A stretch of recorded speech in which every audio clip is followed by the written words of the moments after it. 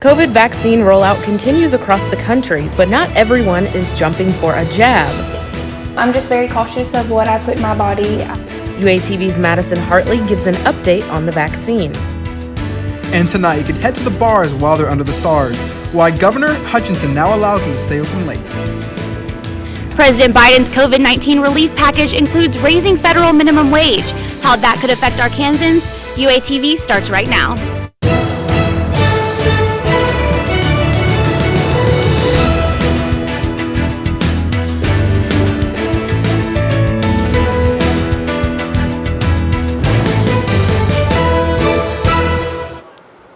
Welcome to this Wednesday night edition of UATV. I'm Joshua Pineda. And I'm Kaylin Jackson.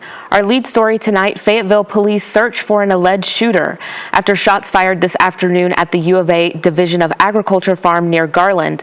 Authorities describe the suspect as a 30-year-old white man of medium build. Fayetteville police say no injuries were reported. Arkansans continue to receive the COVID-19 vaccine.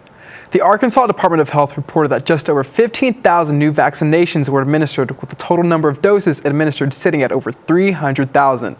The state sits still with the 1B vaccination category. Coronavirus vaccines reached over 30 million doses given in the U.S. this week. UATV's Madison Hartley is live with the story. That's right, Kaylin. We're in phase 1B, where thousands of Arkansans are eligible to take the vaccine. But despite making that list, some are still hesitant. Come here. This is Allie Hall. I would say that I'm around it probably every day. COVID-19, that is. I do testing for COVID. But she makes no plans to be vaccinated. I have been offered at my job to take it. I'm just very cautious of what I put in my body. I do like to protect myself. I wash my hands a lot and I do wear my mask.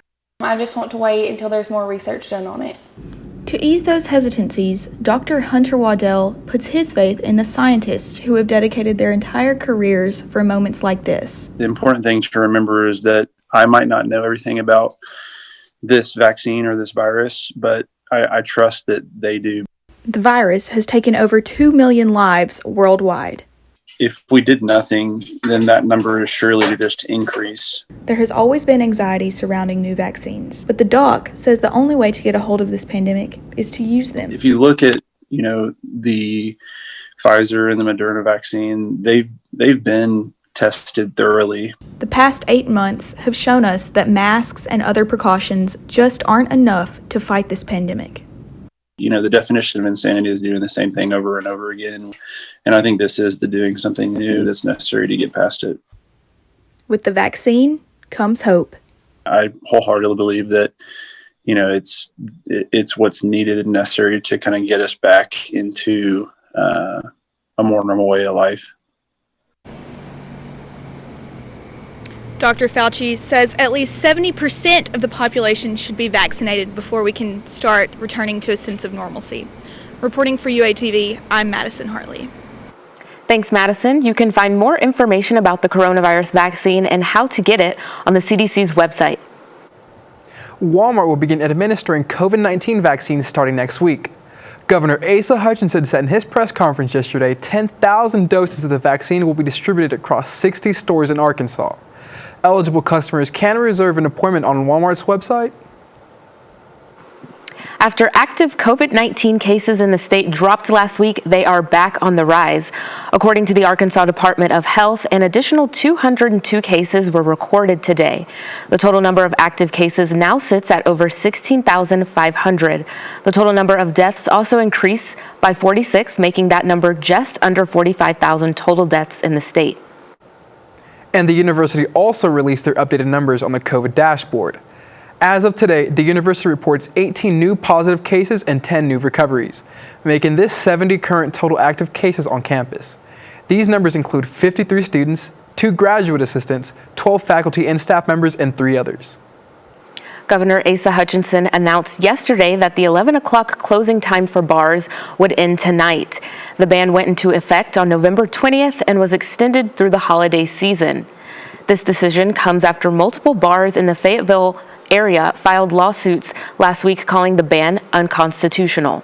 I'm not extending the 11 p.m. curfew on bars. It expires on February 3. That was important to have through Christmas and New Year's. The governor also emphasized that restrictions on customer capacity will still remain in place, even with the later closing times. Part of President Biden's $1.9 trillion COVID-19 relief package includes raising the federal minimum wage to $15 an hour over a 5-year period. Senator Bernie Sanders says the raise is the most controversial part of the relief package. UATV's JC Dodd joins us live. JC? That's right, Cayden. Raising the federal minimum wage is a contentious part of the COVID-19 relief package.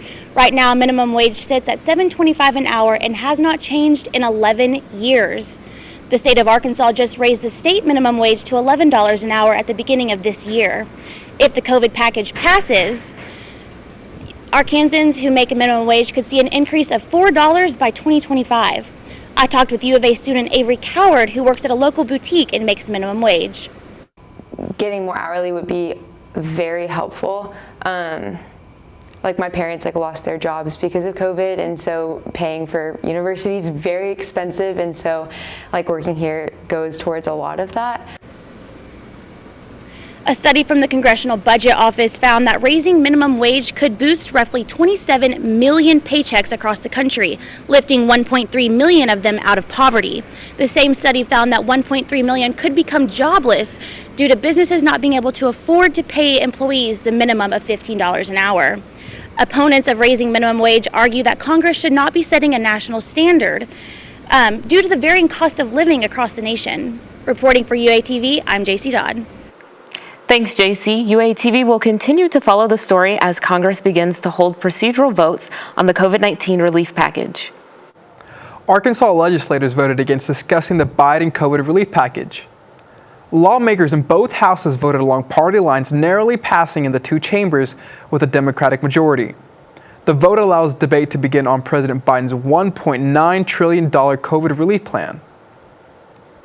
One of those dissenting senators, Arkansas's Tom Cotton, introduced 6 amendments, quote, to protect against far-left policies. Senator Tom Cotton says his policies are, quote, designed to ensure the American people, not Senate Democrats, or far-left policies are protected.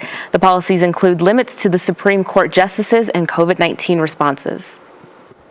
A bill that would relax restrictions on using lethal force in self-defense gets shut down in the State House. The Stand Your Ground bill, which made its way through the state Senate, was rejected by the House Judiciary Committee in a voice vote. However, legislators will be able to vote on the bill again or file a new one. A bill in Arkansas legislature calls for no taxes on tampons. It's something that could have big consequences for individuals. UATV's Lizzie Langford gives the latest on the feminine hygiene bill. Think you could name the new Fayetteville Arts Corridor? We'll tell you how you can coming up.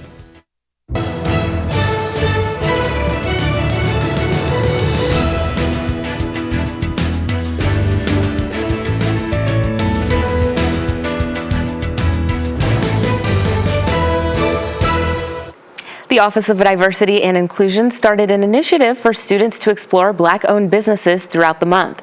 UATV's Lexi French has the story. As we celebrate Black History Month, there are many events and ways to get involved on campus. The Office of Diversity and Inclusion has a scavenger hunt throughout the month for students to visit and support local Black-owned businesses. The list includes hints about each business. Once visited, students are encouraged to take a picture with the face covering on at the location and tag UARC for Inclusion on social media. One local food truck owner says the idea behind his business was to connect with the community. I know that food brings people together. He just felt like it would be something for the community to get around, to come around. Basically, food, family, and community is kind of what we drew all our understanding from. The scavenger hunt allows people to experience and enjoy businesses like this and many others. And tomorrow's Diversity, Equity, and Inclusion Hour features a guest speaker virtually at 3. And the Multicultural Center celebrates the first Friday of Black History Month with painting and music in the Union. Reporting live for UATV, I'm Lexi French. To view all the full lists of the Black History Month events, visit diversity.uark.edu.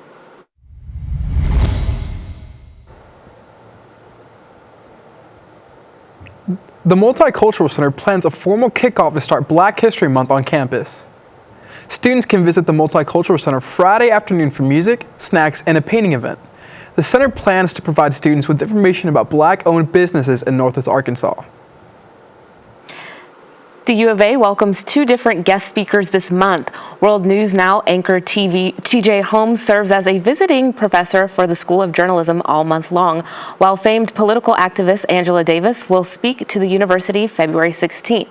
Davis will serve as the first guest speaker at the university this year. The Razorbacks add more games on neutral ground to their schedule. And the men's basketball team took on the Mississippi State Bulldogs. See how they fared next on UATV Sports.